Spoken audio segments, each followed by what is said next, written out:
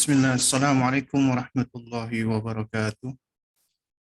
Innal hamdalillah nahmaduhu wa nasta'inuhu wa nastaghfiruh wa na'udzu billahi min syururi anfusina wa min sayyiati a'malina. May yahdihillahu fahuwal muhtadi wa may yudlil falan tajida lahu waliyyan mursyida. Asyhadu an la ilaha illallah wahdahu la syarika lah wa asyhadu anna Muhammadan abduhu wa rasuluh la nabiyya ba'dahu amma ba'du. Fa inna asdaqal kalami kalamullah wa ahsanal huda huda Muhammadin sallallahu alaihi wa ala alihi wasallam wa syarrul umuri muhdatsatuha wa kullu muhdatsatin bid'ah wa kullu bid'atin dhalalah wa kullu dhalalatin finnar amma ba'du. Ya, ikhwatal kiram, para ummahat dan para akhwat yang semoga senantiasa dirahmati Allah Subhanahu wa taala. Ya, alhamdulillah, di sore hari ini kita diperkenankan Allah untuk melanjutkan kembali kajian kita, yaitu membahas tentang landasan-landasan atau fondasi mendidik anak-anak usia dini. Ya, dan di kesempatan ini kita akan masuk ke pertemuan yang ketiga, ya. Yakni kita akan berbicara tentang sifat-sifat atau karakteristik anak-anak usia dini, ya. Anak-anak usia dini itu adalah usia yang unik, ya, usia yang istimewa, yang menjadi penentu fase perkembangan setelahnya.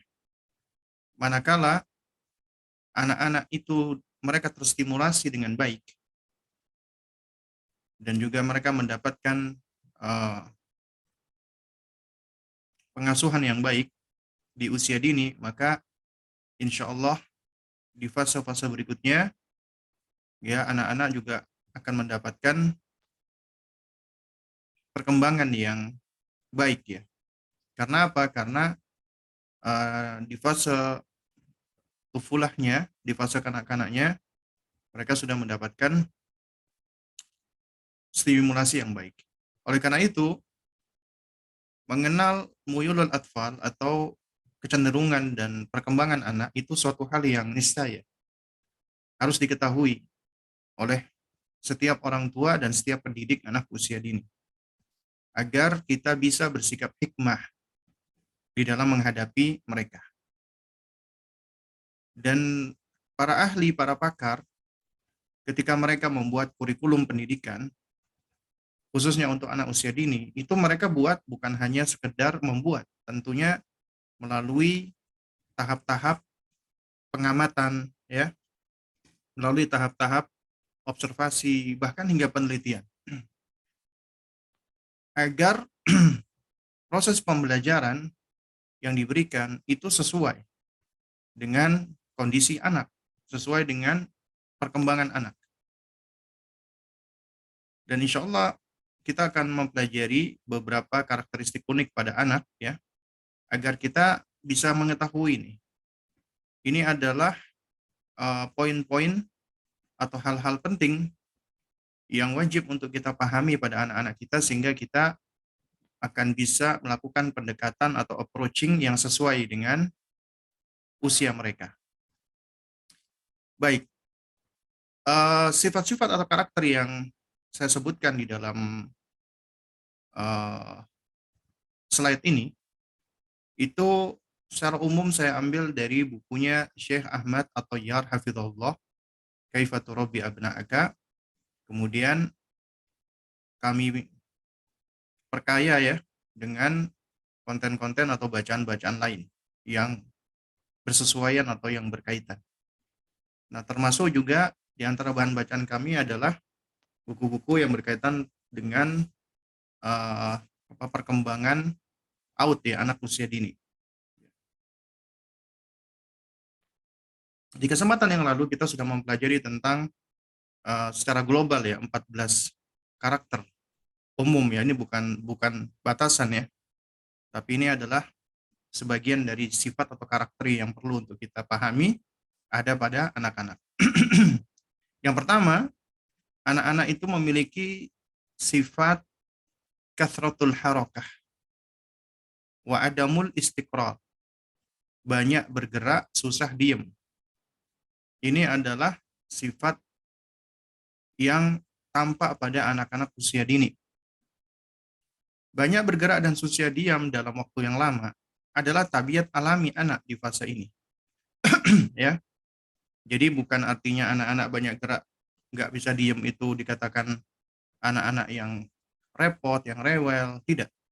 Sebagian orang tua yang nggak ngerti, mereka menganggap ya ini adalah suatu hal yang aneh ya. Karena bisa jadi ini disebabkan karena pola asuh kita sebelumnya dari orang tua kita. Kita dididik untuk anteng, diem, nggak boleh banyak gerak ya. Seakan-akan itu bagian dari adab yang harus diikuti anak-anak mulai dari usia dini. Nah, metode dan konsep yang seperti ini ya, apabila kita tidak berupaya untuk kita tidak berupaya untuk bersikap kritis ya, dan juga kita nggak berupaya untuk berusaha melihat dan mempertimbangkan argumentasi ilmiahnya, maka tentunya hal ini adalah suatu hal yang tidak hikmah ya. Karena di antara sikap hikmah kita adalah kita perlu untuk mengetahui dan mempelajari tentang perkembangan-perkembangan ini. Jadi banyak bergerak dan susah diem dalam waktu yang lama itu tabiat alami anak-anak di fase usia ini. Seperti misalnya anak-anak yang mereka gemar berjalan ke sana kemari, berlari, naik turun, melompat-lompat. Dan ini kata Syekh, dan juga ini suatu hal yang sudah ada penelitiannya, adalah dapat meningkatkan az-zaka, kecerdasan anak, dan khibrah, pengalaman dia. Kenapa? Karena ketika dia banyak bergerak, itu akan menstimulasi semua otot, saraf, termasuk otak yang ada di dalam tubuhnya. Ya, apabila mereka terstimulasi dengan baik, dengan gerakan-gerakan, kita tahu ya anak-anak kita ini kan sedang bertumbuh dan berkembang ya. Ototnya bertumbuh berkembang, termasuk tulang-tulangnya, sendi-sendinya, saraf-sarafnya sedang bertumbuh dan berkembang. Dan proses pertumbuhan dan perkembangan ini itu memerlukan adanya stimulasi ya. Sebagaimana kita tahu otot apabila dilatih ya, maka otot itu akan semakin berkembang ya, maka demikian pula dengan anak-anak. Mereka butuh untuk distimulasi perkembangan otot-ototnya. Ya. Makanya ketika anak itu mereka dibiarkan atau difasilitasi beraktivitas, itu sejatinya akan meningkatkan kecerdasan mereka. Dan ini proses bagi kita mempersiapkan agar mereka ready untuk belajar, bahkan untuk beribadah. Karena Nabi Shallallahu Alaihi Wasallam, Nabi bersabda ketika berkaitan dengan tentang salat, Nabi Shallallahu Alaihi Wasallam memerintahkan kita sebagai orang tua untuk memerintahkan anak kita salat di usia secara spesifik 7 tahun. Nabi sebutkan secara spesifik di usia 7 tahun. Dan Nabi mayantiku anil hawa in huwa illa wahyu yuha. Tidak mungkin Nabi itu berbicara dari hawa nafsunya. Tapi apa yang Nabi sampaikan itu berangkat dari wahyu yang Allah wahyukan kepada beliau. Ketika Nabi menyebutkan secara spesifik usia 7 tahun, 10 tahun, berarti memang ada keistimewaan di usia tersebut yang sepatutnya menjadi concern kita. Nah, karenanya orang tua yang bijak, dia berusaha untuk melihat, mencari tahu, ya, dan kemudian dia mengamati. Makanya tiap anak itu perkembangannya memiliki milestone ya, karena sesuai dengan hasil observasi dan pengamatan anak pada umumnya, kita bisa mengetahui adanya milestone yang harus dicapai pada anak. Ya. Dan mungkin juga banyak di antara kita yang belum mengetahui ya, atau juga belum sadar ternyata ketika kita memfasilitasi anak untuk bermain dengan banyak gerakan-gerakan, kita menstimulasi motorik halusnya dan motorik kasarnya, itu dapat membantu anak di dalam memiliki postur tubuh yang baik. Postur tubuh yang baik itu salah satu apa namanya salah satu hal yang penting bagi anak ketika mereka hendak belajar. Makanya jangan heran ya apabila anak-anak yang tidak terstimulasi dengan baik duduk di atas kursinya itu dengan tubuh yang nggak baik ya, melewat ke kiri, melewat ke kanan, kemudian dia meletakkan tangannya di atas meja dan pipinya diletakkan di atas tangannya, ya. Dan ini posisi-posisi yang seperti ini itu juga bisa mengganggu fokusnya anak. Ya, karenanya ketika kita menstimulasi anak agar mereka memiliki ya otot tubuh yang baik, ya postur yang baik, ya juga kita perlu nih melatih ya apa muscle-muscle atau otot-otot mereka termasuk apa core muscle ya. Itu dalam rangka agar mereka memiliki postur yang baik dapat mendorong mereka untuk bisa belajar di usia berikutnya dengan baik. Dan demikian pula ya apa pergerakan-pergerakan yang dilakukan oleh anak-anak kita itu juga akan membangun pengalamannya. Kita tahu manusia itu banyak belajar dari pengalamannya, ya. Anak yang sering misalnya dia berlatih ya, berjalan di atas misalnya di atas balok, balok yang panjang yang disusun. Awalnya dia mungkin merasa takut, ya. Dia pelan-pelan atau bahkan dia nggak berdiri, dia merangkak. Kenapa? Karena ini suatu hal yang baru buat dirinya dan dia merasa ada rasa takut dan dia juga merasa khawatir jatuh. Tapi dengan terus dia mengulangi hal ini, ya, itu tubuhnya akan melakukan adjustment. Dia akan belajar balance ya, keseimbangan. Dan itu juga akan membangun apa keberaniannya dia. Tadinya dia merangkak, dia berani berdiri, kemudian dia berjalan pelan-pelan, bahkan kemudian dia berjalan dengan cepat. Makanya kita perhatikan anak-anak yang sering difasilitasi untuk bergerak di alam, dia biasanya gesit, ya, gerakannya gesit, tangkas, ya, cepat, ya. Dan ini adalah suatu hal yang baik ya, ketimbang anak-anak yang jarang difasilitasi, cuman sering di rumah nggak ngapa-ngapain, duduk-dudukan, apalagi difasilitasi dengan gadget. Nah ini biasanya anak yang seperti ini akan banyak mengalami masalah di usia berikutnya. Karenanya Syekh Ahmad At-Toyar hafizahullah mengatakan anak yang tidak suka bergerak, cuman diem dan duduk-duduk saja, ini adalah suatu hal yang tidak normal. Ya, ini perlu perhatikan ya. Anda punya anak usia dini di bawah 7 tahun, apalagi usia 3, 4, 5, itu nggak suka diam. Apa maksudnya nggak suka gerak, cuman diem, tidur-tiduran doang, ya, apa rebahan aja, mager, malas gerak. Ya mungkin mencontoh dari orang tuanya misalnya, ya. Ini semua adalah suatu hal yang tidak normal. Dan ini, kata Syekh, berpotensi menimbulkan anak-anak memiliki karakter-karakter yang nggak baik. Misalnya anak mengalami al-intiwa, artinya anak memiliki sifat yang tertutup. Bukan introvert ya, beda ya. Introvert itu bukan sesuatu yang jelek sebenarnya. Karena memang secara penelitian manusia ada yang ekstrovert, ada yang introvert. Dua-duanya ini adalah sifat yang tidak berkaitan dengan baik dan buruk ya. Kadang-kadang ada orang tua yang mengeluhkan, aduh anak saya ini Ustadz introvert banget Ustadz. Gimana Ustadz ya caranya supaya ekstrovert ya? Ya nggak seperti itu ya. Jadi seakan-akan ekstrovert itu kita anggap baik, introvert itu jelek. Enggak, itu cuman dia sebagian dari karakter mereka, keunikan mereka. Ada anak-anak yang memang dia mudah untuk bergaul, cepat untuk bersosialisasi. Ada anak-anak yang butuh waktu, butuh proses. Itu bukan artinya jelek, tidak ya. Ya, bukan artinya anak introvert tidak bisa bergaul, bukan, bisa bergaul. Bahkan anak introvert itu ketika bergaul, ya biasanya mereka tuh akan lebih baik. Mereka akan mencari kawan yang uh, lebih selektif, yang mereka lebih nyaman karena mereka membangun persahabatannya itu dengan dengan perasaan aman dulu. dan mereka percaya dulu, trust ya. Nah, jadi bukan introvert, tapi menutup diri. Menutup diri itu karena mereka nggak pede, minder, ya, uh, kemudian juga berasa nggak nyaman, insecure. Nah, akhirnya mereka menutup diri. Atau al-kabet, ya, depresi.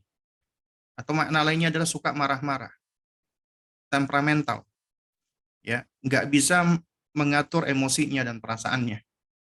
Jadi ketika mereka mengalami sesuatu yang mereka nggak sukai, mereka langsung frustasi, ya. Mereka langsung marah-marah, teriak-teriak. Ketika main misalnya lagi nyusun, gagal, mereka banting-banting mainannya, ya. Ini adalah di antara dampak dari orang tua yang sebenarnya tidak begitu mengerti kebutuhan anak dan tidak memfasilitasinya, ya. Nah, apalagi ada orang tua yang ketika mereka lagi main karena takut anaknya ini marah-marah, itu dibantu gitu loh. Ya, jadi misalnya kayak nyusun balok, misalnya ini anak ini kalau baloknya melenceng dikit dia marah-marah, akhirnya dibantu sama orang tuanya. Kalau kayak gini ini anak, ya itu malah akan senantiasa selalu merasa butuh dengan orang tuanya, dan ketika keinginannya tidak dipenuhi dia akan marah-marah, dia akan frustasi, ya, atau al-khauf, ya, penakut, ya. Dia memiliki sifat penakut, nggak beranian, takut mencoba, takut menghadapi hal-hal baru, takut bertemu dengan orang-orang asing, ya. Semuanya serba takut. Kenapa? Karena dia merasa tidak yakin dengan dirinya, tidak tidak percaya diri. Karena dia merasa dirinya lemah, dirinya selalu gagal, dirinya selalu nggak berhasil, ya. Sementara dia ngelihat yang lainnya itu pada berhasil, ya. Atau al-khajal, pemalu. Al-haya itu malu, malu tapi yang baik. Kalau khajal, malu di sini adalah malu yang negatif, ya. Jadi nggak mau melakukan segala sesuatu, alasannya malu, malu, malu, tapi malu, ya, karena merasa nggak pede, ya, merasa tidak mempercaya diri. Nah, sementara anak yang banyak bergerak, apalagi difasilitasi, itu akan cenderung mereka lebih bahagia. Karena secara hasil secara penelitian, ya, banyak aktivitas-aktivitas fisik anak itu ternyata menghasilkan hormon serotonin. Ya, itu adalah di antara salah satu hormon yang menyebabkan manusia itu bahagia. Artinya ketika bahagia ini hormon yang dominan yang ada pada manusia. Kemudian juga aliran darah lebih lancar, lebih baik, sehingga tubuh akan lebih kuat dan lebih sehat, ya. Nah, lantas apa yang kita lakukan? Di antara yang bisa kita lakukan sebagai orang tua untuk memfasilitasi mereka di usia ini, memfasilitasi sifat-sifat mereka yang masih banyak bergerak, susah diem, adalah fasilitasi anak untuk beraktivitas, terutama di luar rumah. Ya, kita fasilitasi mereka. Karena permainan-permainan outdoor di luar ruangan itu akan melatih otot dan motorik mereka dan merangsang produksi serotonin dan dopamin. Ya, ini adalah neurotransmitter pada otak yang penting untuk perhatian, fokus, dan proses belajar. Nah, ini di antara alasannya.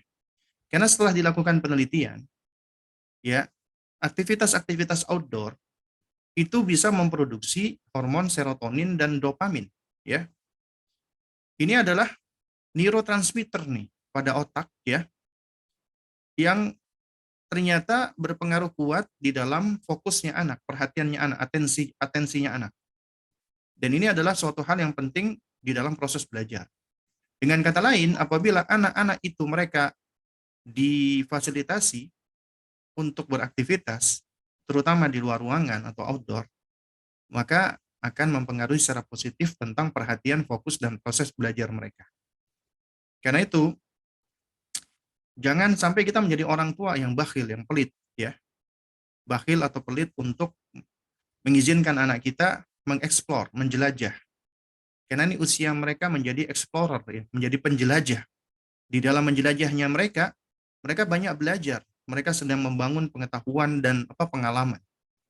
Ya, jadi biarkan mereka beraktivitas, kita fasilitasi, ya, dan ya kita cukup mengawasi saja, nggak perlu terlalu khawatir. Sekiranya mereka jatuh, mereka terluka, itu bagian dari kehidupan. Kehidupan ini yang akan mereka lalui itu nggak akan selamanya mulus, nggak akan selamanya mudah. Jadi di antara cara kita untuk melatih mereka dan membangun resiliensi mereka, ketika mereka menghadapi problem, masalah, ya izinkan mereka menghadapinya, biarkan mereka ya uh, melaluinya, ya tanpa perlu kita intervensi, kecuali kalau memang diperlukan atau dibutuhkan. Kadang-kadang ada nih orang tua, ya itu terlalu sering mengintervensi, apalagi di dalam sekolah anak usia dini ya. Misal nih, ini hal yang seringkali kami dapati. Ya, anak ketika diberikan aktivitas luring ya, aktivitas luring, melakukan sesuatu misalnya. Nah, sebenarnya itu kan dari guru ya termasuk orang tua juga diajak untuk melakukan pengamatan kepada anak. Bagaimana sih anak ya ketika dia udah diterangkan cara-caranya, ngerti nggak sih? Kita bisa melihat ini kemampuan memahami anak. Kemudian bagaimana mereka berusaha. Jadi artinya kita bisa melihat ya kemampuan usaha mereka di dalam melakukan sesuatu. Kemudian juga kita bisa melihat ini kemampuan anak di dalam menghadapi kesulitan-kesulitannya. Ya apa yang mereka lakukan. Kalau mereka minta tolong, kita beri tolong, kita bantu seperlunya. Jadi tidak terus-terusan. Ini adalah poin-poin yang perlu untuk kita pahami. Ada sebagian orang tua, anak-anak ketika diberikan proyek atau tugas, ya tugas-tugas luring gitu ya, itu ternyata orang tua apalagi ibunya itu terlalu banyak intervensi, ya sehingga ini malah menjadi uh, hal yang nggak baik untuk perkembangan anak ya. Karenanya kita perlu untuk mengizinkan mereka untuk beraktivitas dengan sendirinya. Kita hanya perlu memberikan ya aturan-aturan umum saja. Karenanya di poin berikutnya yang bisa kita lakukan adalah buat kesepakatan dengan anak. Ya, perlu untuk kita buat kesepakatan. Karena perlu bagi kita untuk mengajarkan mereka aturan, nizam, ya adanya aturan-aturan. Karena mendidik itu harus dengan aturan. Dan anak harus dilatih mengenal aturan. Jangan mentang-mentang masih kecil ya nggak apa-apa. Ya, jadi mereka nggak perlu dikenalkan dengan aturan, maka akan sulit bagi mereka kelak untuk hidup secara teratur. Karena tidak dikenalkan dan tidak dibiasakan dengan aturan-aturan. Aturan itu kita latihkan kepada anak kita dengan pertama ya membuat kesepakatan dengan mereka. Ya. Karena dengan bersepakat itu banyak manfaat. Dengan sepakat anak akan belajar mengenali dirinya, mengenali kemauannya, mengenali keinginannya. Ya, dia akan tahu apa yang dia mau, dia inginkan. Dia berusaha mengenali. Kemudian yang kedua, setelah dia mengenali kemauan keinginannya, dia belajar untuk mengungkapkan dan menyampaikan apa yang dia mau, apa yang dia inginkan. Ya. Kemudian yang ketiga, anak akan belajar skill hidup, salah satu life skill, yaitu bernegosiasi. Karena tidak semua dong yang dia inginkan dipenuhi kan. Dia belajar untuk bernegosiasi. Itu life skill. Kemudian yang keempat, dia harus juga belajar menerima ketika keinginannya, gagasannya tidak diterima. Karena kita harus ngajarin mereka itu. Tidak semua pemikiran, keinginan mereka diterima. Jadi mereka harus belajar dealing menghadapi. Ketika ada salah satu keinginannya ataupun salah satu dari uh, gagasannya itu tidak kita terima misalnya. Yaitu mereka harus dealing dengannya. Meskipun mereka awalnya sulit ya, tapi ini harus kita latih, harus kita ajarkan. Meskipun mereka butuh waktu untuk memprosesnya. Karena segala sesuatu memang butuh untuk dilatih dan butuh berproses. Biarkan mereka dealing menghadapi ketika keinginan mereka tidak dipenuhi. Kemudian yang berikutnya, yang keenam, mereka juga perlu untuk belajar berkomitmen. Penting ini, berkomitmen dan bertanggung jawab. Jadi ketika bersepakat, mereka akan belajar untuk komitmen dan tanggung jawab. Kemudian yang ketujuh, mereka juga perlu belajar konsekuensi. Konsekuensi apabila mereka melanggar dari komitmen, melanggar dari kesepakatan, maka mereka ya boleh untuk diberikan hukuman, ya, bahkan perlu, bahkan harus diberikan hukuman sesuai dengan jenis perbuatan atau kesalahannya, ya, asalkan tidak dengan hukuman fisik, ya. Itu agar mereka belajar konsekuensi. Artinya ketika mereka melanggar ada konsekuensi, ya. Nah, itu harus harus kita pegang. Artinya kita harus punya integritas dan komitmen, konsisten, ya. Kita juga harus konsisten, komitmen dan punya integritas. Itu diantara manfaat ketika kita bersepakat dengan mereka, membuat kesepakatan. Anak-anak usia dini itu bisa kita bersepakat mulai dari hal-hal yang simpel misalnya. Ya, misalnya berkaitan dengan kita ingin membangun rutinitas mereka. Anak-anak itu perlu dibangun rutinitasnya. Bahkan yang menarik, ya, Syekh Yusuf Muhammad Al-Hasan di dalam buku beliau, risalah beliau Al-Wajiz fi Tarbiyah, ketika menerangkan mendidik anak usia masih bayi, itu anak itu sudah bisa dilatih untuk dibangun habitnya, rutinitasnya. Memang secara asal anak itu dia akan secara alami, ya, dia bangun, tidur, buang air itu sesuai dengan kondisinya, random, acak. Dan manusia itu makhluk yang masya Allah, yang istimewa, yang bisa dilatih. Ya, orang tua itu bisa melatih anaknya dari semenjak bayi agar memiliki habit dan rutinitas. Misalnya Anda punya bayi, Anda kepengen ini anak ini bangun subuh sebelum jam 9 malam, ya, misalnya badal isya jam 8 dia dia sudah tidur. Itu bisa dilatih. Ya, kemudian juga bisa diberikan tentang jadwal-jadwal untuk memberikan nutrisi seperti nyusuin. Ya. Itu suatu hal yang sudah bisa dilatih dari semenjak bayinya. Ya. Dan ini terbukti, ya. Dan sudah banyak yang mempraktekkannya. Memang awalnya butuh butuh perjuangan, tapi ketika sudah terbentuk dan terbangun habit ini, itu insya Allah akan baik, ya.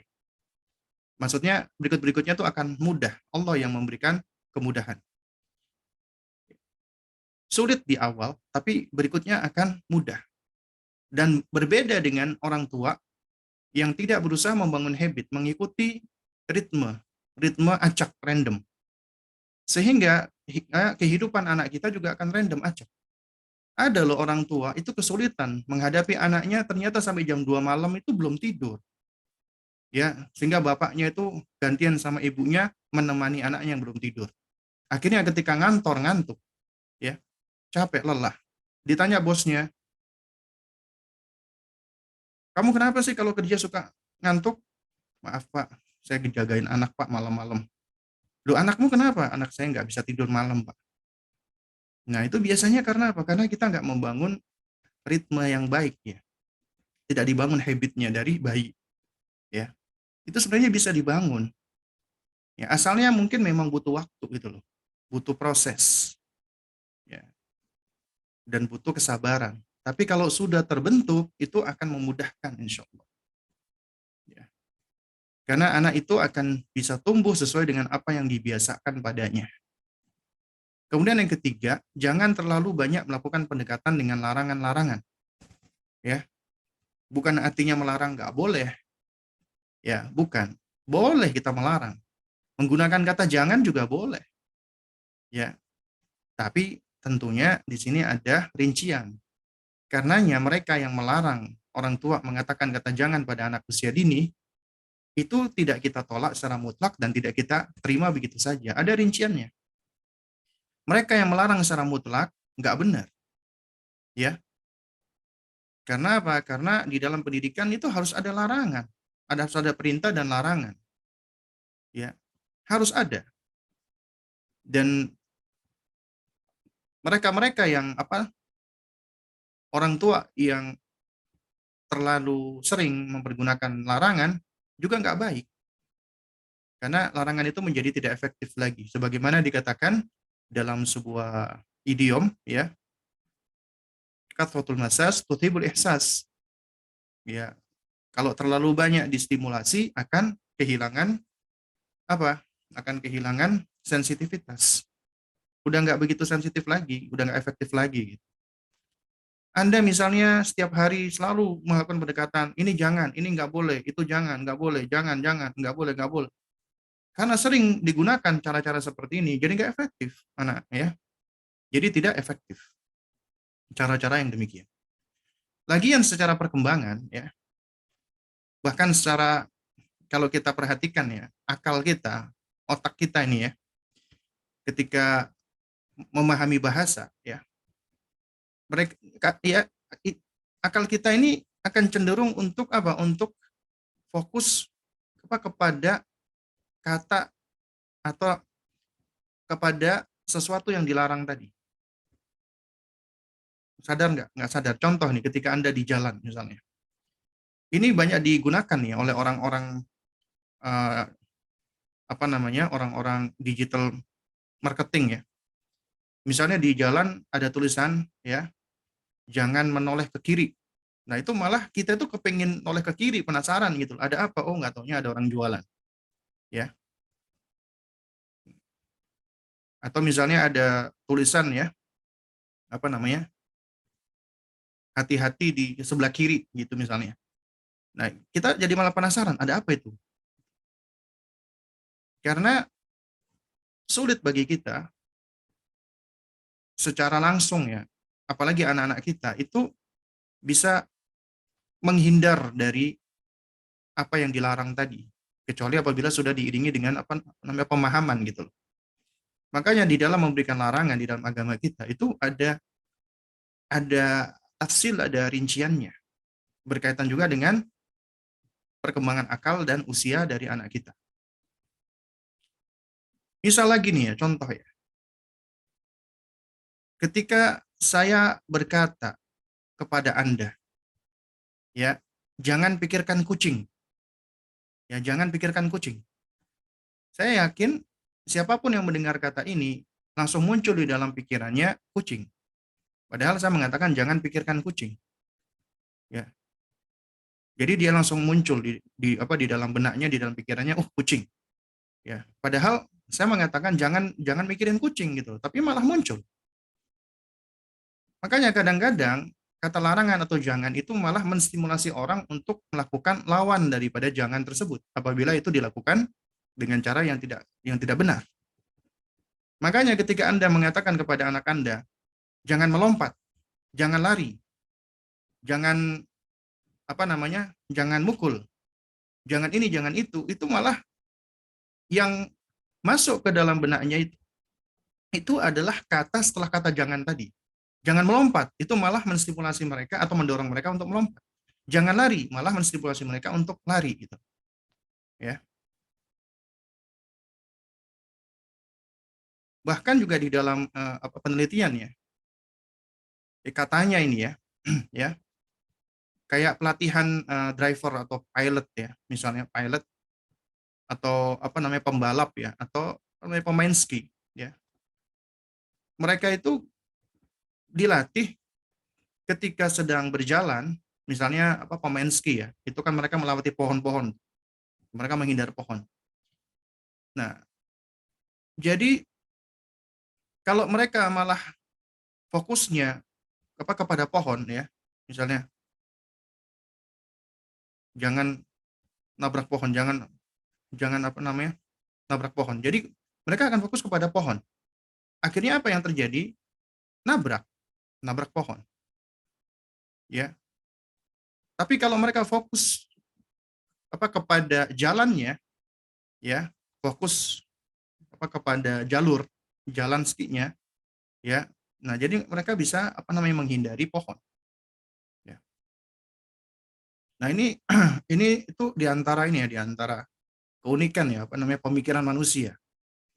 Jadi ada kondisi-kondisi di mana ketika seseorang dilarang, dia malah tertarik untuk melakukan apa yang dilarang tadi. Ya. Karenanya kalau kita perhatikan di dalam Al-Quran, ketika Allah melakukan larangan dan juga Allah uh, menjelaskan tentang larangan dari para nabi dan para rasul, itu tidak hanya sekedar larangan, tapi di situ ada pondasi yang bisa menguatkan ya maksud dari larangan tadi. Kenapa sih kita melarang? Kita melarang karena ada suatu tujuan yang baik. Kita menjauhkan dari sesuatu yang tidak kita inginkan. Sesuatu keburukan misalnya dari anak kita. Sehingga kita melarang dia melakukan hal tersebut agar keburukan itu tidak dia lakukan. Nah, di dalam Al-Qur'an misalnya kita pelajari dari metodenya Luqman alaihissalam, ya sebelum Luqman memberikan larangan, pendekatan larangan, itu disentuh dulu dengan cara-cara yang efektif. Ya, dengan cara-cara yang efektif. Ya bunayya, wahai nak. Jadi disentuh dulu hatinya. Hatinya dulu disentuh. Dan ini cara yang digunakan oleh Nabi SAW sebelum beliau memberikan pesan, ya baik itu perintah atau larangan. Ya, itu disentuh dulu hatinya dengan sapaan yang baik, dengan salam, dengan ucapan yang baik. Jadi membangun koneksi dulu gitu loh. Nah, baru setelah itu menyampaikan larangan dan kemudian biasanya akan ditutupi dengan menstimulasi akal atau menstimulasi pemahaman anak, akalnya anak.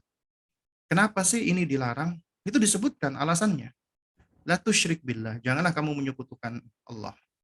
Inna syirka la dzulmun adzim. Karena sesungguhnya kesyirikan itu adalah kezaliman yang besar, ya. Nah, ini adalah di antara metode yang diajarkan oleh siapa? Oleh Luqman alaihissalam, Allah abadikan di dalam Al-Qur'anul Karim. Juga demikian misalnya Nabi Yakub alaihissalam. Ketika beliau melarang Yusuf untuk menceritakan mimpinya, ya. Beliau mengatakan la taqsus ru'yaka ya ala ikhwatika fayakidu laka kaida. Jangan kamu ceritakan mimpimu kepada abang-abangmu, fayakidu laka kaida, nanti mereka berbuat tipu daya kepadamu. Dijelaskan alasannya. Nah, jangan kamu ceritain ya mimpimu ke abang-abangmu. Kenapa? Nanti mereka berbuat buruk kepadamu, ya. Nanti mereka berbuat Uh, yang nggak baik ya, berbuat makar kepadamu. Juga misalnya dalam surat Luqman nih, ketika diajarkan anaknya tentang adab, ya adab di dalam surat Luqman ayat 18, Luqman mengatakan wala tusair khaddaka linnasi wala tamshi fil ardi marahan. Ya, janganlah kamu memalingkan wajahmu dari manusia karena sombong, dan janganlah kamu berjalan di muka bumi ini dengan angkuh. Ya, jadi diberikan nasihat dengan larangan. Jangan kamu memalingkan wajah dari manusia karena kamu sombong. Nggak mau lihat orang karena sombong, karena menganggap diri paling baik. Dan jangan kamu berjalan di muka bumi dengan angkuh, dengan sombong. Ya. Nah, disebutkan alasannya apa? Alasannya innallaha la yuhibbu kulla mukhtalin fakhur. Karena sesungguhnya Allah nggak suka dengan orang-orang yang sombong lagi membanggakan diri. Itu alasannya. Dan ini alasan yang baik ya ketika diingatkan kepada Allah Subhanahu wa taala. Bahkan juga ketika bukan hanya larangan, perintah, itu juga perlu bagi kita untuk menjelaskan alasannya. Ya, sebagaimana Luqman memberikan nasihat, ya waqsid fi masyik waqdud min sautik inna ankaral aswati la sautul hamir. Ya, kata Luqman alaihissalam, ya, dan bersederhanalah kamu ketika berjalan dan lunakkan suaramu. Kenapa? Karena sesungguhnya seburuk-buruk sejelek-jelek suara adalah suara keledai. Ya. Nah, itu suatu hal yang Masya Allah, itu sangat merangsang akal banget. Karena di zaman itu, mereka tinggal nggak asing dengan hewan yang namanya keledai. Itu suaranya tuh suara yang buruk, suara yang jelek. Ya, diawali dengan dengan nafas yang memburu, kemudian diakhiri dengan suara yang melengking tinggi yang memekakkan telinga. Itulah suaranya keledai. Nah, digambarkan ya, kalau manusia itu suka teriak-teriak ngomongnya, ya itu sama seperti suaranya keledai, nggak enak didengerin gitu loh. Itu menstimulasi akalnya anak gitu.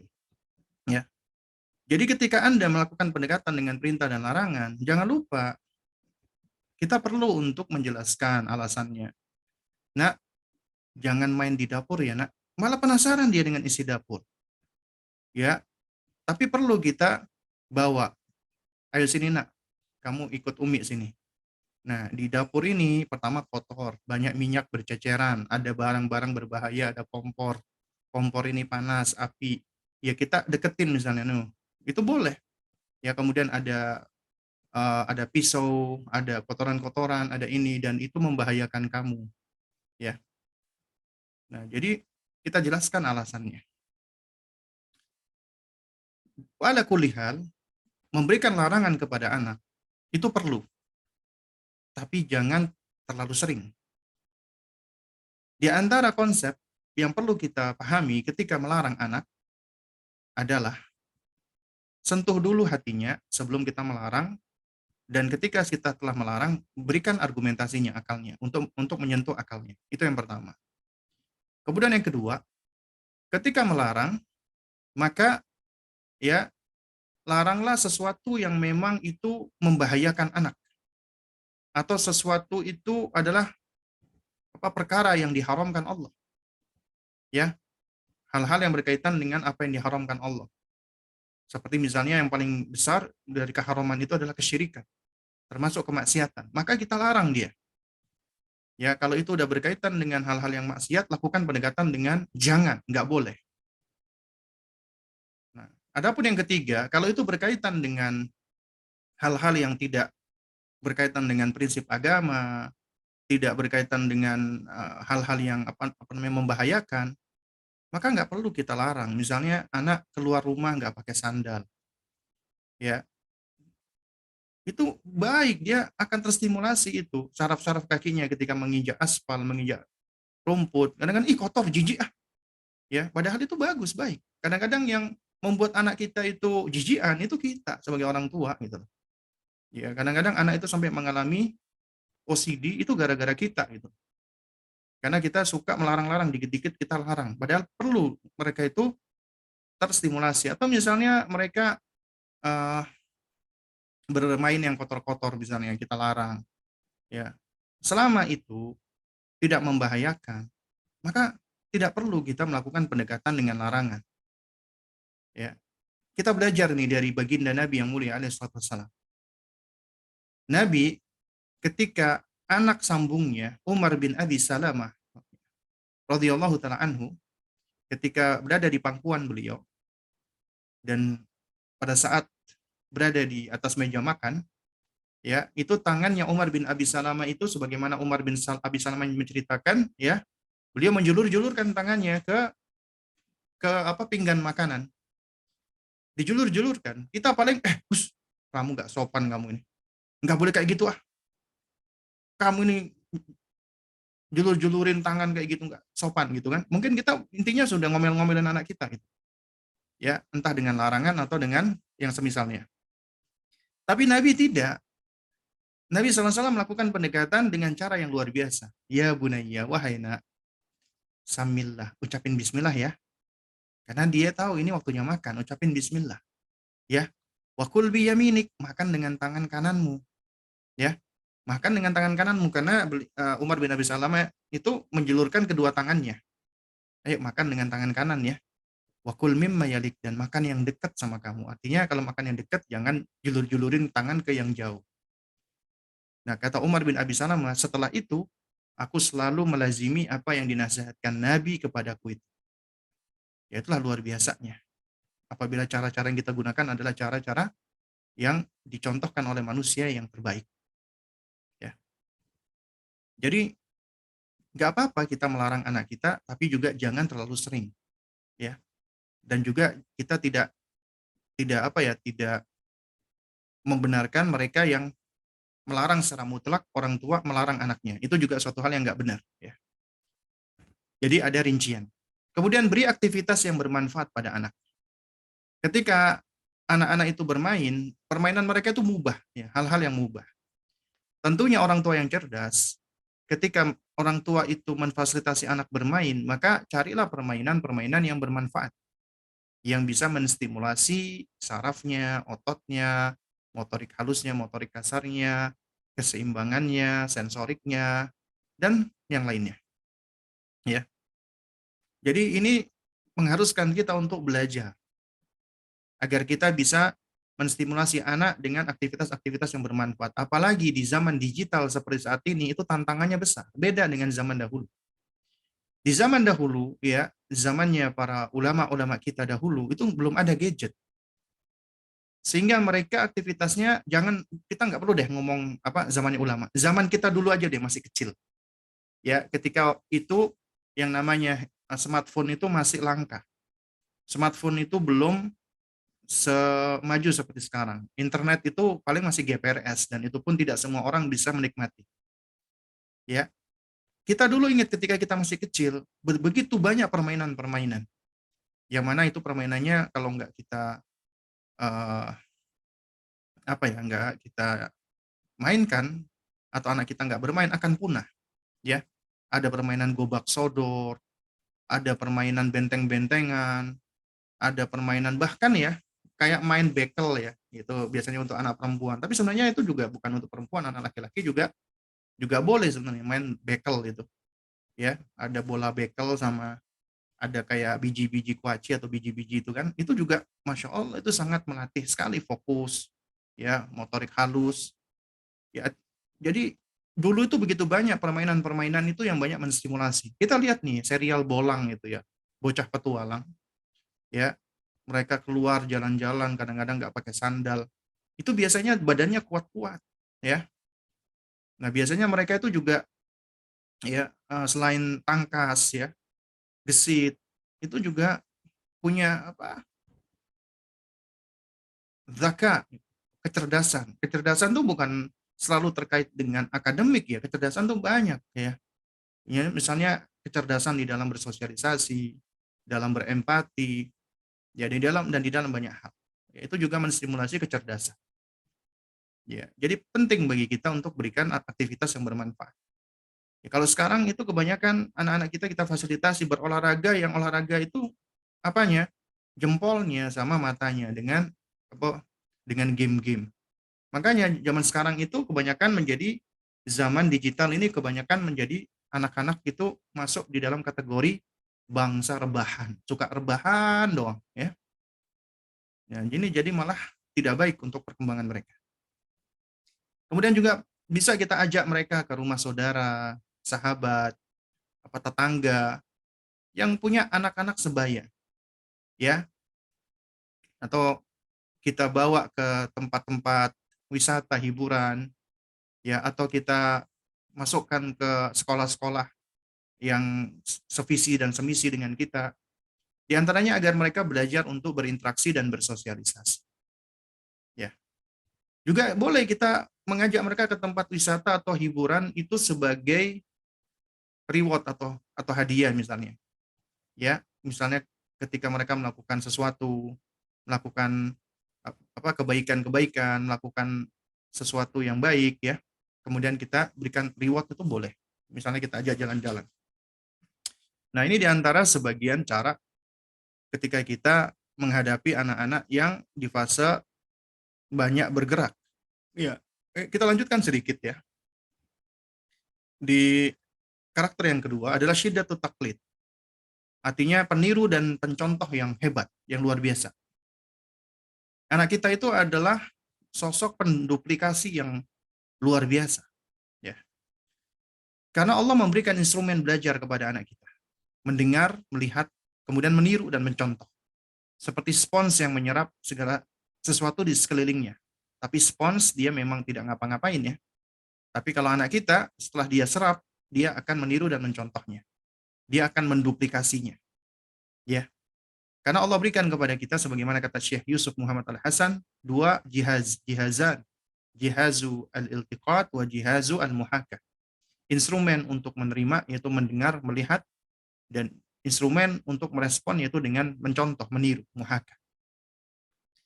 Nah, karenanya anak-anak kita itu akan menjadi sosok yang meniru dan mencontoh apa yang dilakukan oleh orang tuanya. Ya, cara ngomongnya, bahkan temperamennya, ngamuk-ngamuknya, itu sebenarnya mencontoh. Kalau ada orang tua, Ustaz, anak saya ini kok suka marah-marah, Ustaz ya. Ya, padahal saya nggak pernah ngajarin. Iya, emang ada orang tua ngajarin anak marah-marah? Nggak ada. Mereka itu marah-marah karena mencontoh tanpa kita sadari, entah kita yang dicontoh atau pasangan kita atau orang yang ada di sekelilingnya. Ya, karena itu ini fase yang penting bagi kita untuk memberikan qudwah atau uswah hasanah, memberikan contoh yang baik. Karena kita adalah contoh bagi mereka. Ya, dan dikatakan oleh salah seorang ulama salaf, ya, inna uyuna auladikum maqudatun bi'ainika. Sesungguhnya pandangan mata anakmu itu terikat dengan dirimu. Fal hasanu indahum ma fa'alta wal qabihu indahum ma tarakta.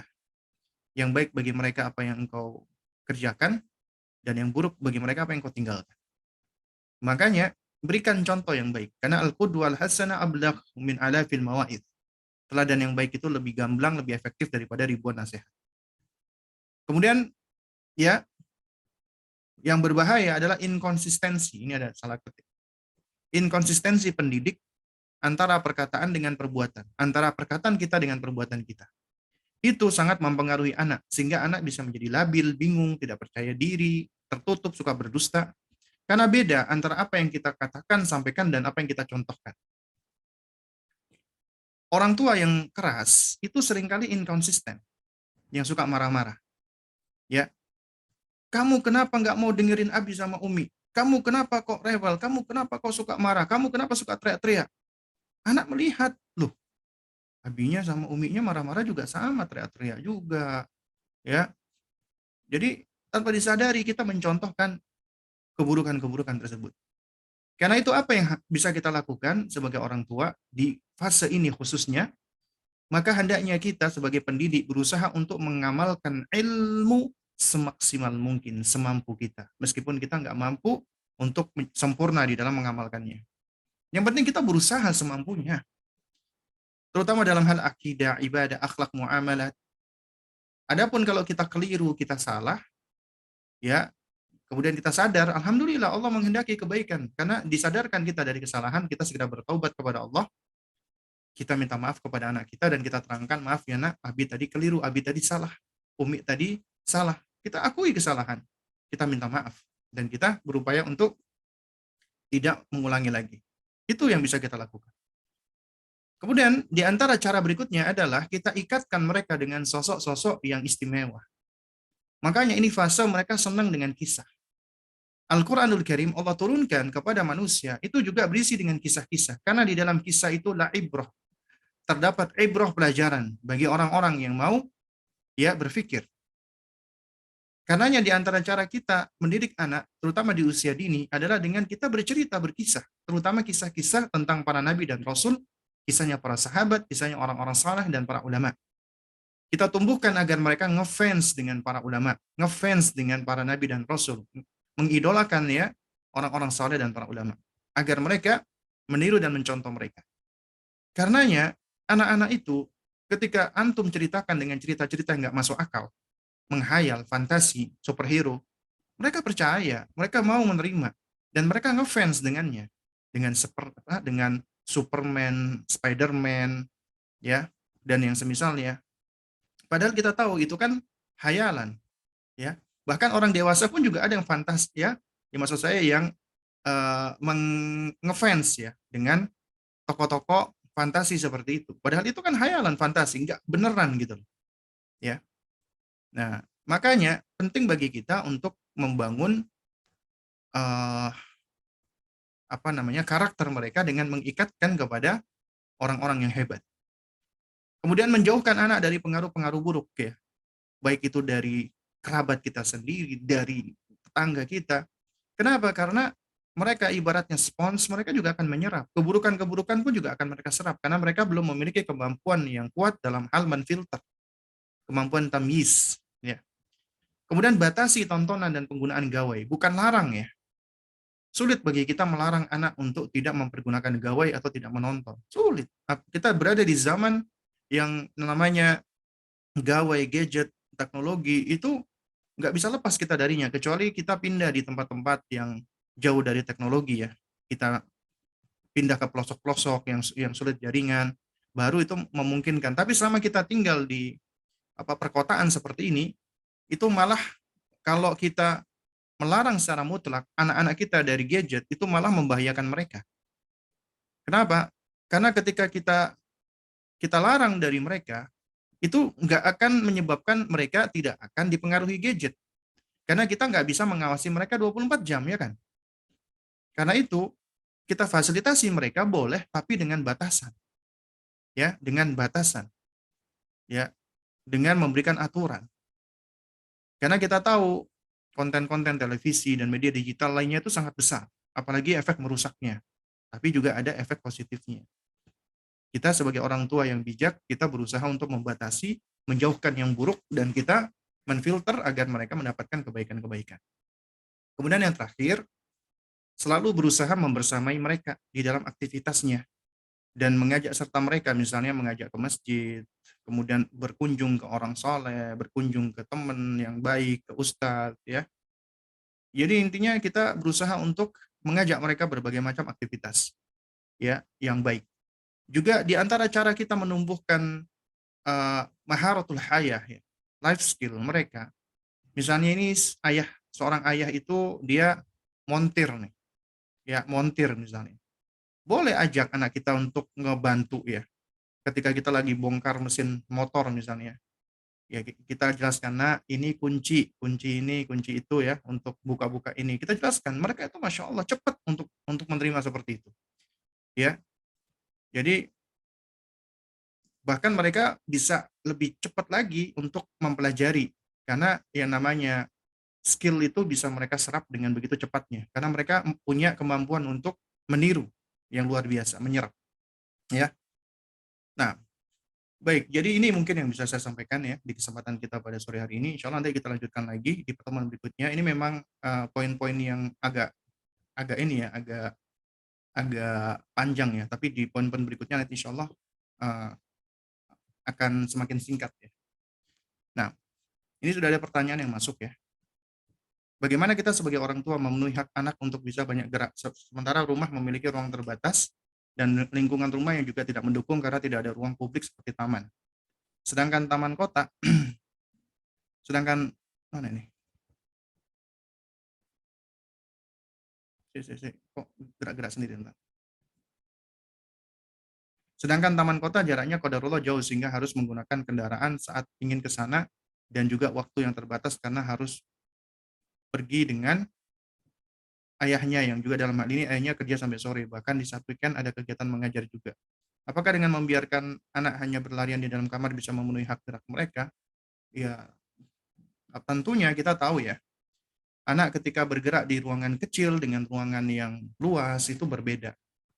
Memang kita nggak bisa pungkiri ya, kondisi-kondisi misalnya rumah kita bukan rumah yang lebar, yang luas ya.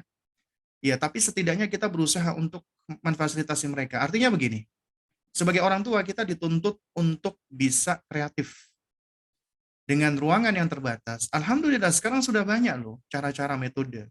Itu banyak umahat-umahat yang berbagi cara-cara untuk bisa bermain dan berlatih bersama anak-anak, terutama di dalam menstimulasi mereka.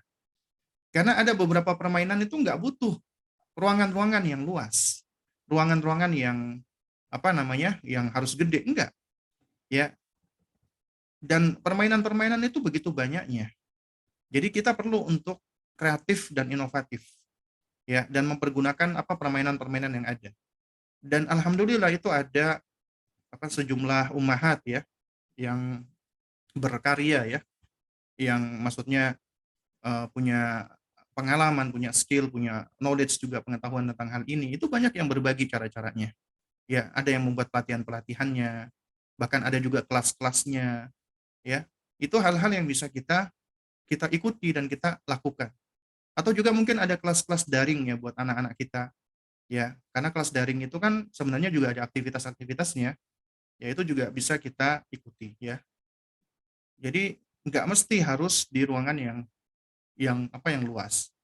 Tapi tentunya kita jangan hanya stick atau stuck begitu saja, stick dan stuck ya pada kondisi seperti ini. Kita juga perlu untuk menstimulasi anak kita beraktivitas di luar rumah. Makanya kita juga harus untuk meluangkan waktu, bukan mencari waktu luang doang, tapi meluangkan waktu agar bisa membersamai anak kita, misalnya keluar di jalan, ya di komplek perumahan atau cari tempat-tempat nggak mesti harus taman kota. Jadi tempat yang luang, yang lapang, ya. Juga boleh kita fasilitasi mereka misalnya untuk bermain bola, bermain bulu tangkis, ya. Kalau memang usianya sudah cukup ya, atau minimal mereka bisa berlari-lari, ya, atau mereka bisa melompat, bisa bergelantungan. Sekarang itu alhamdulillah sudah banyak sarana-sarananya, ya. Jadi dalam hal ini sesuatu yang sebenarnya bisa kita kita apa ya kita eh, bisa kita lalui gitu ya. Artinya ini tidak tidak tidak menjadi suatu masalah yang benar-benar menghalangi gitu ya. Kenapa? Karena alhamdulillah sudah banyak metode-metode atau cara. Nah, kemudian pertanyaan berikutnya, dong ini mana nih? Kok tiba-tiba iya benar Ustadz. Iya benar Ustadz, ini yang benar yang mana ini? Anak saya yang ketiga tahun kalau lagi nangis dulu selalu bilang, udah berhenti jangan nangis. Enggak enggak mau berhenti. Sekarang kalau mau nangis langsung saya bilang, ya udah nangis saja, malah enggak jadi nangis. Ini terjadi kalau sedang minta sesuatu yang tidak bisa saya beliin atau saya kasih. Oh jadi ini sharing ya, Masya Allah ya. Jadi di sini Ummu Zahra sharing ya. Masya Allah, barakallahu fiik. Mohon advice-nya, anak saya usia 6 tahun, insya Allah sudah bisa mandi sendiri. Alhamdulillah, itu diantara skill ya, life skill yang harus kita latih kepada anak kita. Ya, apa namanya, toilet training. Ya, bahkan dalam agama kita harus sudah mengajarkan kepada mereka tentang hal ini, istinja. Ya, tentang cara bercebok, ya, adab ke kamar mandi, itu harus sudah kita ajarkan. Tapi kecenderungan dia enggan untuk melakukannya. Selalu minta saya yang memandikan. Atau kalaupun dia mandi sendiri, ya, atau kalaupun dia mandi sendiri, lebih suka berlama-lama di kamar mandi, walaupun sudah kami jelaskan kerugian berlama-lama di kamar mandi. Mohon petunjuk apa yang bisa saya perbaiki dari sisi saya, Ustadz. Nah, ya intinya anak-anak itu kadang-kadang tidak butuh eh, apa ya, tidak begitu membutuhkan penjelasan yang panjang. Tapi mereka itu kadang-kadang ada anak yang dia butuh aturan. Ya, artinya dia butuh dikasih aturan. Ya. Nah, cuman dalam hal ini bukan artinya kita langsung apa namanya memaksakan aturan, enggak. Tetap kita perlu untuk ya menguatkan bonding kita, attachment kita dengan dia ya agar koneksi kita tetap kuat. Kalau koneksi kita kuat, koreksi kita akan lebih mudah diterima oleh anak kita. Nah, jadi dalam hal ini kita harus bersikap konsisten, integritas dan tega. Dalam artian kita harus membuat aturan, nizam yang kita ajak mereka untuk menyepakati. Misalnya, nak, ya Umi kepengen kamu jadi anak yang bersih. Karena kalau kamu bersih, Allah juga suka sama kamu. Agama kita mengajarkan kebersihan misalnya. Ya kita boleh kita ngobrol sesuai dengan pengetahuan kita dengan bahasa yang bisa dipahami oleh anak kita ya. Kita jelaskan. Nah, kemudian baru kita ajak. Nah, sekarang Umi kepengen ya ngajakin kamu ini. Kita bikin aturan ya, Nak. Kamu setiap hari harus mandi antara jam setengah 4 sampai jam 5 paling lama. Kalau belum tahu angka, ya kita ajarkan angka. Ya, kita lihat jam, ini angka 5, maksimal segini. Mau ya, sepakat ya. Aku nggak mau, aku nggak mau. Iya. Ya, kita tetap harus apa namanya bersikukuh ya. Nah, Umi sayang sama kamu, Nak. Umi kepengen kamu itu menjadi anak yang Masya Allah ya. Anak yang disayang Allah, anak yang menjaga kebersihan ya. Jadi ya kamu harus mandi. Misalnya antara jam sekian sampai jam sekian. Ya. Jadi kita harus menunjukkan apa ketegasan kita harus mandi. Ya. Dan kalau nggak mandi kita berikan hukumannya. Ya. Kalau kamu nggak mandi, ya Umi nggak kasih kamu pisang goreng. Misalnya dia suka pisang goreng. Ya. Atau Umi nggak ngajakin kamu bermain nanti. atau kamu misalnya nggak boleh main ini, boleh kita kasih apa namanya hukuman agar dia belajar konsekuensi, ya. Dan ketika pelaksanaan kita harus tegas. Kalau dia melanggar, kita harus tega. Dia mau nangis nggak apa-apa, biarkan, karena dia akan belajar di situ. Itu adalah pelajaran kehidupan dia gitu yang harus dihadapi, karena dia melanggar, dia tahu akhirnya dia salah, dia belajar untuk apa menghadapi kesalahan, ya. Dan uh, baru kemudian kalau dia mau nurut, boleh kita berikan sesekali reward. Masya Allah, anak Umi hari ini sudah mandi, ya. Dan kemudian juga kita ajarkan adab-adab di kamar mandi. Di kamar mandi misalnya, nak, kamar mandi ini adalah bukan tempat bermain. Ya, makanya kita diajarkan doa oleh Nabi SAW, ya. Kita beristiadah, Allahumma inni a'udzubika minal khubuthi wal khaba'ith. Karena di kamar mandi itu banyak setan betina dan setan jantan bercokol di kamar mandi. Makanya kita diminta ya untuk beristiadah, untuk memohon perlindungan kepada Allah. Makanya jangan berlama-lama di kamar mandi. Ya, kita mandi yang bersih, ya. Kita dahulukan kaki kiri dan seterusnya. Kita ajarkan adabnya. Dan itu memang butuh proses, butuh kesabaran, ya. Nah, jadi supaya dia tidak berlama-lama di dalam kamar mandi, ya.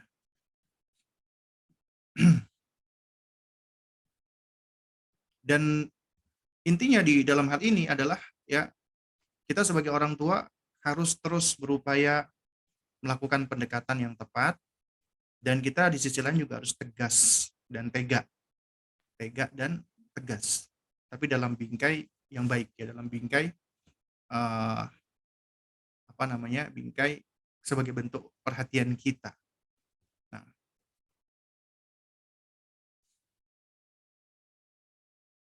jika anak usia 2 dan 3 tahun dilarang main keluar rumah karena khawatir sama kendaraan yang lalu lalang di jalan, apakah ini salah, Ustaz? Ya kalau itu berbahaya ya nggak salah, ya. Karena mereka kalau misalnya belum tahu tentang batasan, ya, apa namanya, boundaries rumah di pinggir jalan, kalau dibiarkan keluar bisa ketabrak. Ya ini bahaya. Maka kita harus membangun boundaries, artinya kita harus harus harus membangun apa namanya, uh, kondisi yang aman buat anak kita agar mereka bisa beraktivitas. Jadi kita boleh izinkan mereka keluar rumah asalkan kita bisa, misalnya kita kasih pagar di depan rumah kita, atau kita jelaskan nggak boleh keluar dari apa namanya, dari pagar rumah, kita jelaskan konsekuensinya, kita jelaskan ancaman-ancamannya, boleh. Misalnya dia bisa ketabrak, ada orang jahat, itu suatu hal yang boleh. Itu bagian dari kita mengajarkan konsekuensi dari apa yang dilakukan. Jadi kita fasilitasi tetap mereka keluar rumah. Kalau misalnya ini rumah kita nggak ada halamannya, depan sudah jalanan, ya berarti ya caranya ya kita fasilitasi dia bermain di dalam rumah, atau cari tempat-tempat yang lain yang perlu kita fasilitasi mereka gitu loh, ya. Nah, jadi jangan sampai begini, ya, eh, karena kita melihat ya rumah kita di pinggir jalan, di jalan raya itu banyak mobil, akhirnya kita langsung gunakan ini sebagai alasan, ya, saya nggak bisa ngizinin anak saya bermain.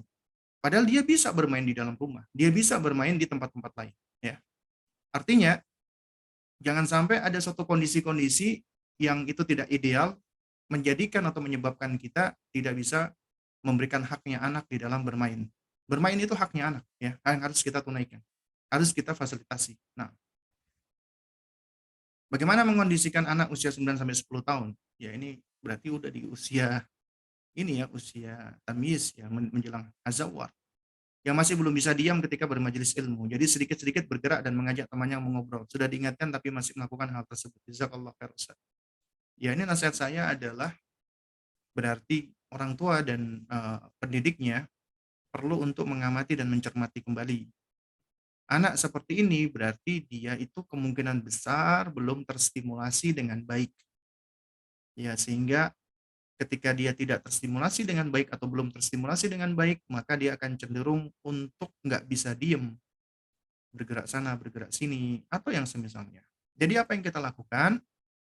Yang kita lakukan adalah, ya, kita sebagai orang tua dan kalau perlu ayahnya, itu perlu untuk mengajak anak ini bermain meskipun udah usia 9 atau 10 tahun, ya.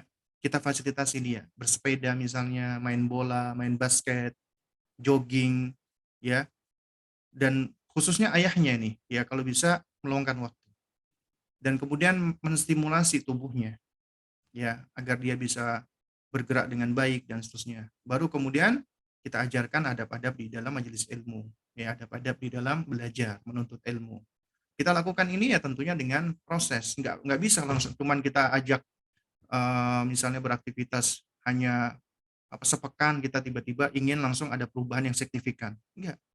Insya Allah perubahan signifikan itu akan muncul kalau kita melakukannya dengan berproses dan perlahan-lahan. Kita enjoy the process, istilahnya seperti itu. Nah, Allah langsung. Bagaimana jika tinggal di rumah yang dikelilingi saudara-saudara yang mengasuh jadi banyak orang, kadang dibawa neneknya, kadang bibi atau budenya. Jadi orang tua kesulitan menerapkan pola asuh karena berbagai macam pola asuh mereka. Anak-anak masih kecil usia 4 tahun ke bawah. Mohon pencerahannya Ustadz. Ya nasihat saya adalah ya kalau memang memungkinkan, nih garis bawahi ya, kalau memang memungkinkan ya lebih baik tinggal sendiri dengan suami dengan anak-anak. Kenapa? Karena tinggal sendiri di rumah kita sendiri kita bisa membuat aturan-aturan kita sendiri dan kita bisa meminimalisir atau bisa mengurangi, mereduksi pengaruh-pengaruh yang lainnya. Tapi kalau belum memungkinkan kita tinggal di keluarga besar, maka kita perlu membuat adanya apa ya istilahnya eh, zona-zona. Maksudnya begini, meskipun Anda tinggal di keluarga besar, Anda punya zona yang bisa Anda atur. Itu kamar Anda dan kamar anak Anda. Nah, berarti ini zona bagi kita untuk bisa membangun kekebalan mereka, imunitas mereka dari keburukan. Ibaratnya rumah, itu adalah zona bagi kita untuk bisa mensterilkan dari keburukan, tapi kalau udah keluar rumah, kita udah nggak bisa mensterilkan. Sama di dalam rumah juga seperti itu. Berarti kita harus ya menetapkan ada zona-zona aman, zona-zona yang kita bisa membangun kekebalan, misalnya di kamar kita atau kamar anak kita.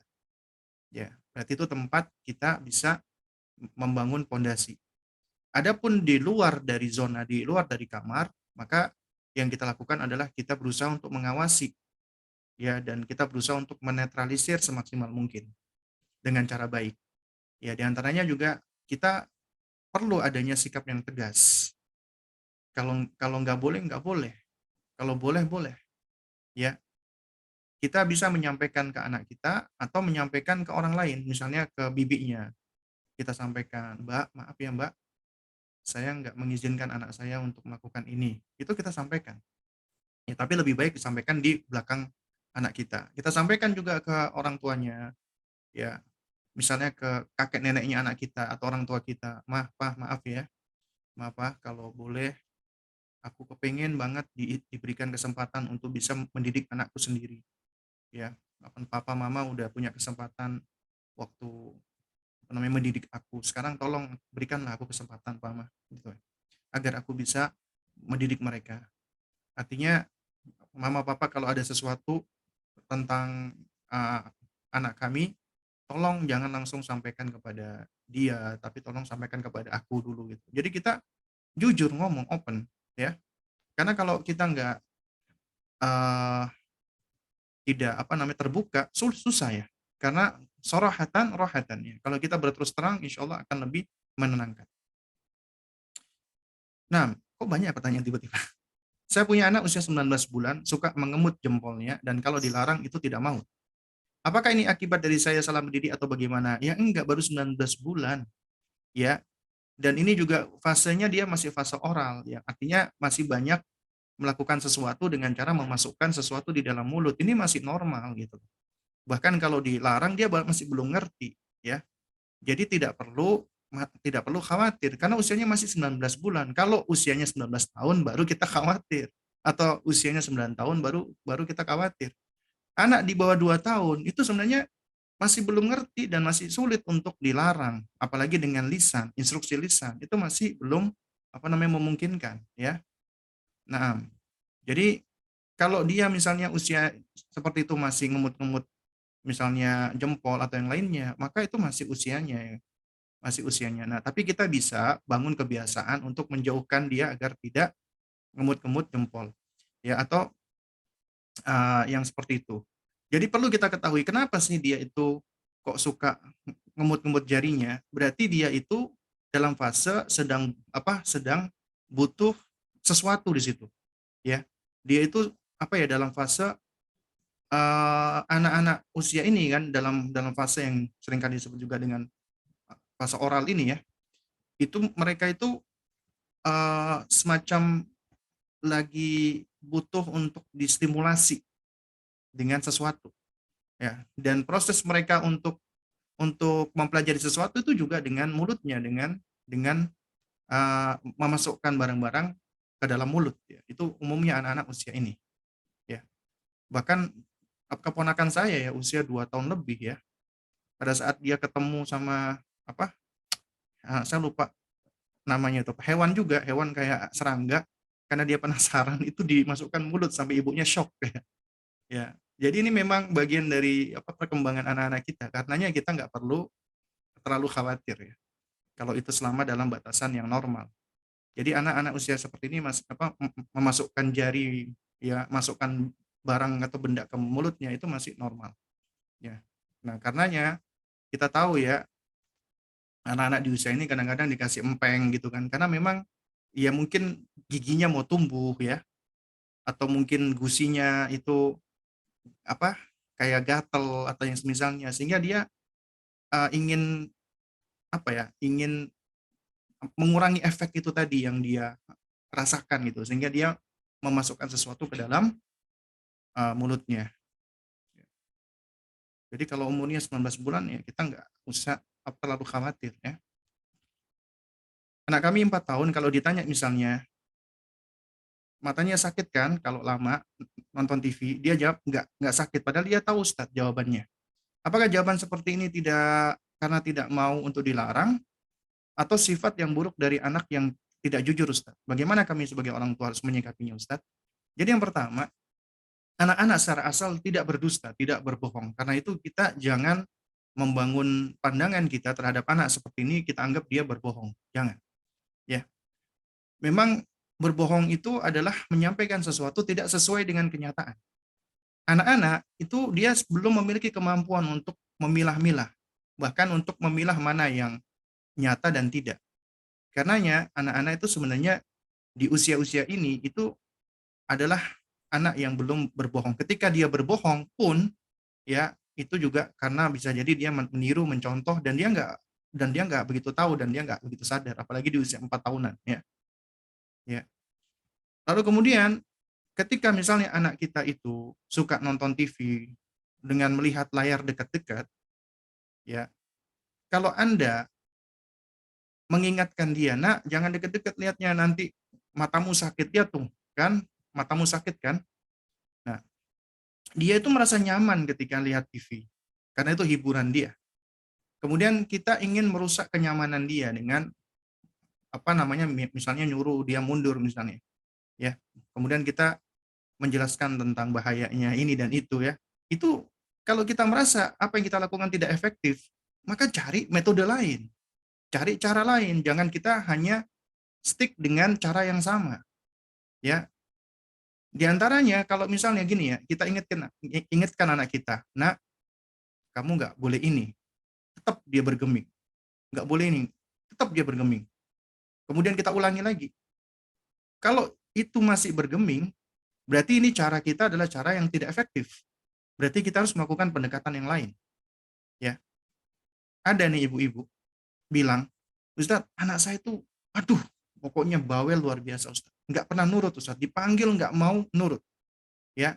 Nah, kemudian anaknya datang terus dipanggil, ya. "Budi, Budi sini Budi. Budi," terus dia teriak, "Budi," itu tetap anaknya nggak noleh-noleh, ya. Yang jadi pertanyaan adalah, dia udah tahu ketika anaknya dipanggil nggak noleh, kenapa pakai cara yang sama terus? Bukan artinya anaknya ini itu kurang ajar, anaknya enggak. Itu bisa jadi karena ada alasan lain yang harus kita cari tahu. Kalau misalnya cara kita gunakan nggak efektif, cari cara yang lain. Itulah tugas kita sebagai orang tua, ya. Dan anak-anak ketika dipanggil dia nggak nyaut, ya, maka berarti ini anak sebenarnya itu sedang membutuhkan perhatian kita. Kita deketi dia. Daripada kita mengangkat suara teriak-teriak, kita deketi, kita pandang matanya, kemudian kita ngomong pelan-pelan, Budi, Budi tadi denger nggak Umi ngomong apa? Iya, Umi, Budi dengar. Terus kenapa Budi kok nggak menjawab? Ya, Budi malas aja atau misalnya seperti ini, ya. Jadi lebih baik kita kita deketin dia. Bisa jadi dia itu lagi malas, bete ini. Uminya ini cuma manggil-manggil, kadang-kadang nyuruh-nyuruh doang gitu kan. Dan anak-anak mungkin dia lagi nggak kepengen disuruh misalnya. Kenapa? Karena dia merasa kenyamanan dia terganggu. Juga sama mungkin ada anak lagi nonton TV, ya. Kemudian kita ingetin jangan deket-deket gini. Daripada kita cuman ngomong doang secara verbal, lebih baik kita gendong dia, kita taruh di jarak yang pas. Terus kita sampaikan, nak, ya, kamu boleh nonton TV, tapi nggak boleh deket-deket ya. Kamu dikasih Allah mata, jangan sampai mata pemberian Allah ini sakit atau rusak. Dan masih banyak ribuan cara untuk bisa melakukan hal ini. Makanya kita dituntut menjadi orang tua yang terus belajar mengupgrade diri, ya. Nah, Allah alam misal. Masih ada lagi pertanyaan kah?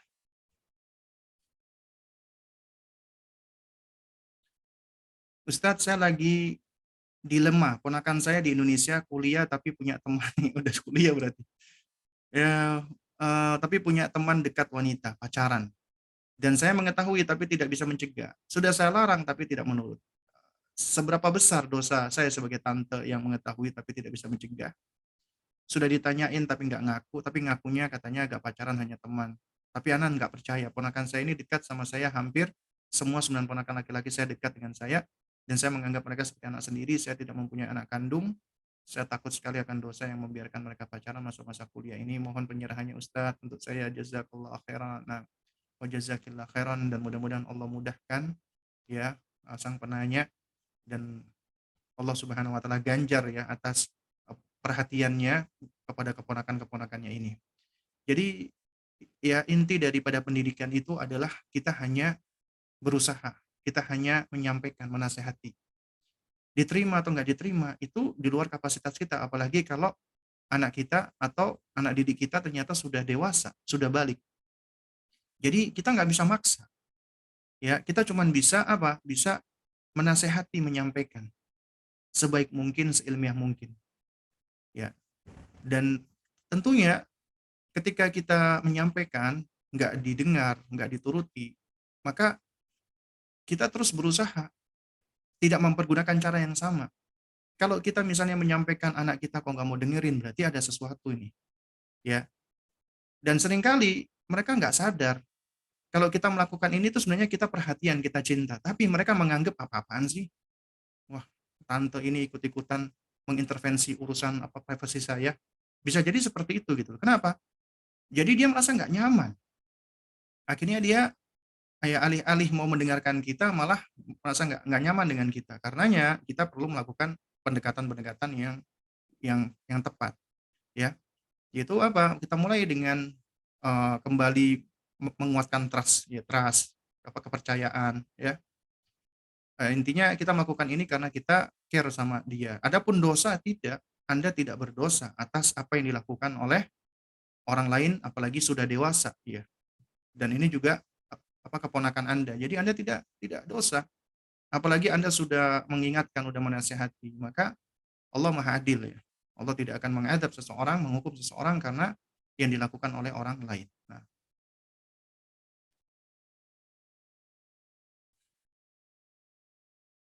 Nah, ya ini nanti minta tolong panitia untuk bisa nge-save pertanyaan-pertanyaan yang belum saya jawab ya. Nanti insya Allah mungkin kita jawab di sesi berikutnya, karena ini sudah pukul setengah 6 ya, karena sebentar lagi sudah masuk waktu maghrib. Jadi insya Allah kita cukupkan dulu sampai di sini ya. Eh, Dan saya mohon maaf ya apabila ada hal-hal yang kurang berkenan atau yang keliru atau yang salah datangnya dari diri saya pribadi, yang hak datangnya dari Allah. Insya Allah kita lanjutkan lagi di 2 pekan berikutnya. Mudah-mudahan sedikit ini bisa memberikan manfaat untuk kita semua. Subhanakallahumma wa bihamdik asyhadu an la ilaha illa anta astaghfiruka wa atubu ilaik. Wassalamualaikum warahmatullahi wabarakatuh.